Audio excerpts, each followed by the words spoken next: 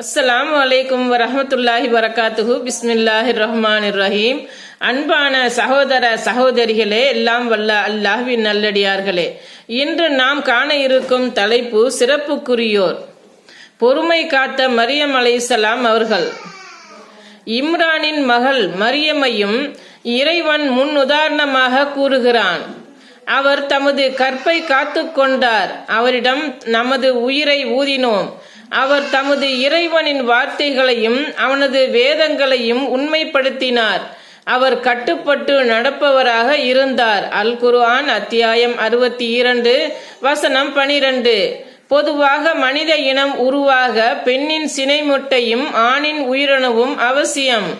ஆனால் ஈசா நபி அவர்கள் ஆணின் உயிரணுவின்றி அல்லாஹ்வின் கட்டளையால் உருவானவர். இதனை உலக முஸ்லிம்கள் அனைவரும் நம்புகிறோம். ஆனால் இப்போது வாழும்